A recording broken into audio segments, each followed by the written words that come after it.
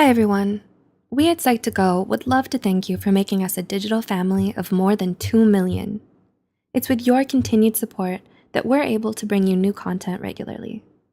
Our mission is to help everyone become more self-aware of the various psychological factors that affect our lives.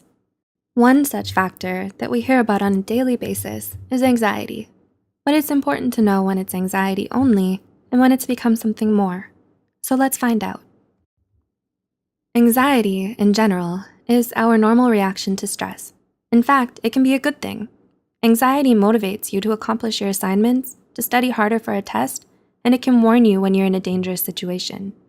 It informs you to be extra vigilant about your environment, to fight or flee. Generalized anxiety disorder, or GAD, on the other hand, is a full-fledged anxiety disorder that involves intense and excessive anxiety as a key factor, along with other debilitating symptoms. Differentiating between normal anxiety and generalized anxiety disorder, or GAD, can be tricky. How do you know, especially if you're a little more anxious than others, whether or not your anxiety is significant enough to qualify as a disorder? So let's begin with an introduction to the main concepts revolving around the two. 1. Normal anxiety is more of a friend than a foe. According to the Anxiety and Depression Association of America, anxiety is a normal and often healthy emotion, which is characterized by feelings of tension, worried thoughts, and physical changes like increased blood pressure. When we face potentially harmful or worrying triggers, feelings of anxiety are not only normal, but necessary for survival. Since the earliest days, the approach of predators and incoming danger set off alarms in the body and allowed evasive action. These alarms were in the form of a raised heartbeat, sweating, and increased sensitivity to surroundings. Danger causes a rush of adrenaline, a hormone in the brain, which in turn triggers the anxious reactions in a process called the fight or flight response. This prepares humans to physically confront or flee any potential threats to safety. All these are classic characteristics of normal anxiety. Such traits came in handy for our predecessors, but we don't have to be in a constant state of fight or flight anymore. So running from larger animals is a less pressing concern in present times than it would have been for early humans.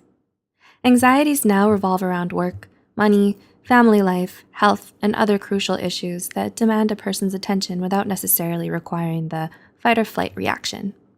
The nervous feeling before an important life event or during a difficult situation is a natural echo of the original fight or flight reaction. It can still be essential to survival. Anxiety about being hit by a car when crossing the street, for example, means that a person will instinctively look both ways to avoid danger. When the duration or severity of an anxious feeling is out of proportion to the original trigger or stressor, physical symptoms such as increased blood pressure and nausea may also develop. These responses are what move normal anxiety beyond into GAD. Generalized anxiety disorder, GAD, is when the trouble starts. Generalized anxiety disorder involves persistent and excessive worry that interferes with daily activities. People with symptoms of GAD tend to always expect disaster and can't stop worrying about health, money, family, work, or school. In people with GAD, the worry is often unrealistic or out of proportion from the situation. Daily life becomes a constant state of worry, fear, and dread. Eventually, the anxiety so dominates the person's thinking that it interferes with daily functioning, including work, school, social activities, and relationships. There are several key differences that make them distinguishable. Here are a few ways you can tell the two apart. 1. Presence of a stressor. Usually, normal anxiety occurs in response to a stressor, such as an exam, an upcoming interview, a fight with a friend, or a new job. When you struggle with GAD, you're anxious most or almost all of the time, even when you can't spot the source of the stress. For instance, people with generalized anxiety disorder can have a difficult time just getting through the day. Even seemingly small responsibilities like paying the bills make them feel anxious. 2. Intensity and length.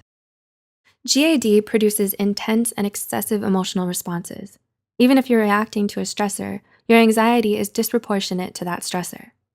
Many people are on the edge before an exam, but a person with GAD might be anxious several weeks beforehand and will experience intense symptoms right before and during the exam.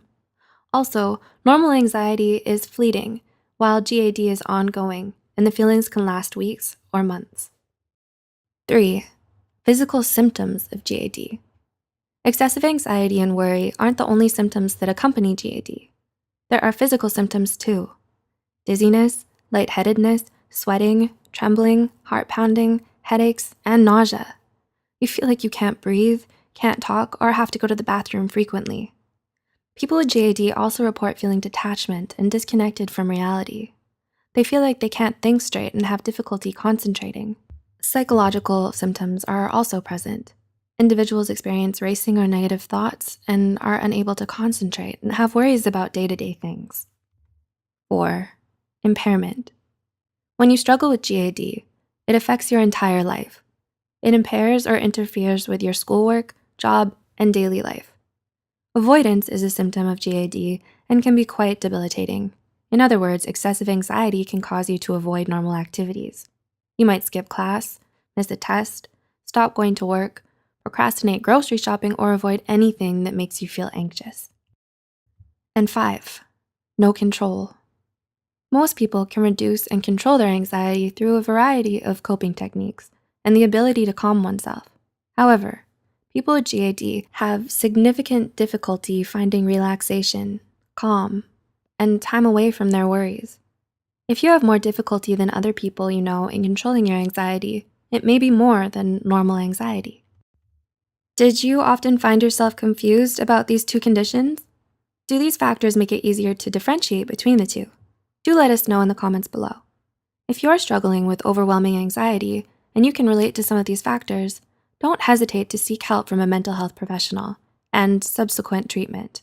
Also, remember to share this video with someone you think might benefit from these as well. Don't forget to click the like button and subscribe for more content. As always, thanks for watching.